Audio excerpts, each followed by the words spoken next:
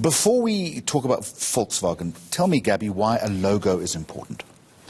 Well, I think, first of all, logo is important because it's a symbol that companies, organizations, products or services, use to recognize their brands. It's basically your own signature.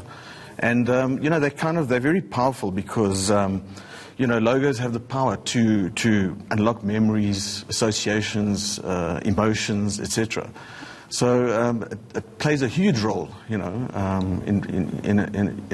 organization. Okay, so how do you know when it's time to change? What would have informed a decision like Volkswagen, for instance, and others who think it's time to go in a different direction? ABSA did it recently, for instance. Yes.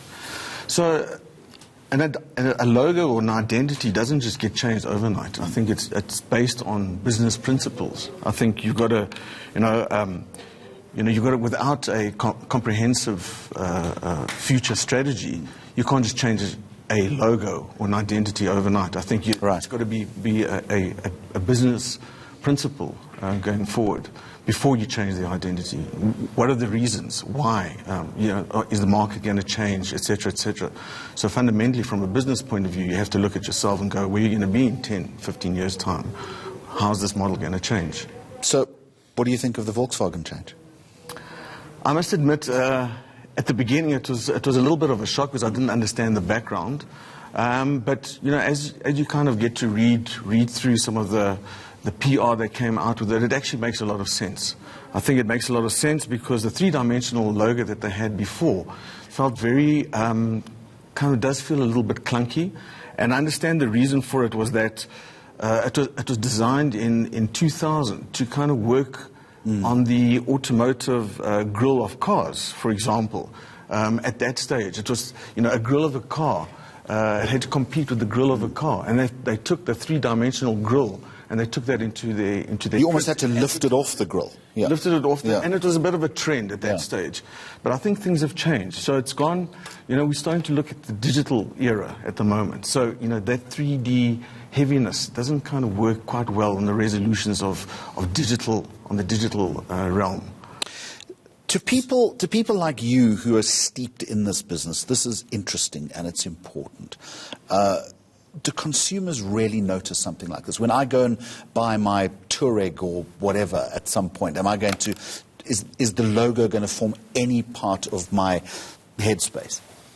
No, I don't think so, but I think by association. I mean, if you're going to be, getting things on social media, for example, on the digital space, and you don't see the identity or the logo properly, for example, it helps inform the kind of the personality of the company as well. If it's still looking very old and dated, of course your perceptions are going to change.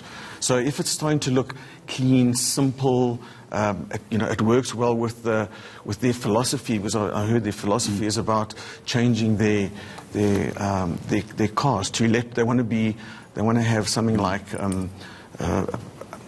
all their battery-powered cars, at least 30% of their cars are going to be, in 10 years' time, are going to be electric, So it kind of links back to that.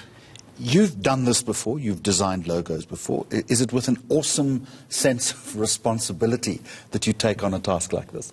It is, very much so. You've got to do your research, your trends. You've got to make sure, with... You're not doodling something on the back of an envelope. Yeah. Definitely not. But what you've got to do is you've got to take into consideration that it's got to be timeless as well. Yeah. So you've got to make sure that it's got to work on a whole range of things, from digital platforms through to automotive styling, through to signage,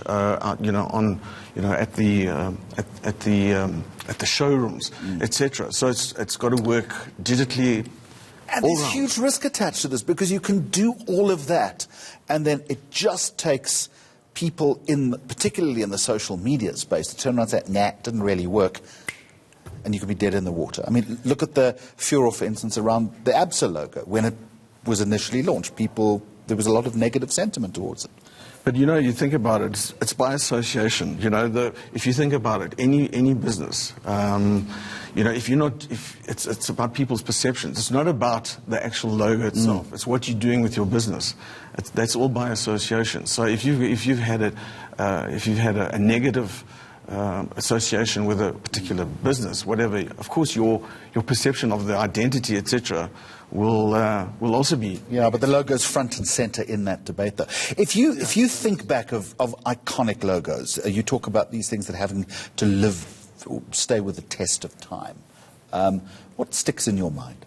What are the great logos that instantly you recall? You know, when you think about it, I love the Mercedes logo. Just think about it. That hasn't been changed. Okay, so even from a digital, from a digital point of view. So if you're talking about, from a automotive point of view, the Mercedes-Benz logo has stood the test of time. Okay, it's right behind you there. Tell us why that works. It's just so simple. It doesn't necessarily have to kind of show a car. It talks about the styling, the classy, the elegance of the Mercedes brand. You know, everything that you see in the Mercedes brand talks to that. And I think they've done a very good job ensuring that that's happened over the years. So it's not, you know, they kind of look at their visual language and they test themselves all the time and make sure in their styling and the way they communicate to the world that there's a definite signature to the identity. Anything else? I think, you know, I'd love Apple. Yes. You know, because it's also very distinctive. You know, it also doesn't show with the actual product. It doesn't show an Apple. You know, it doesn't show a computer, for example.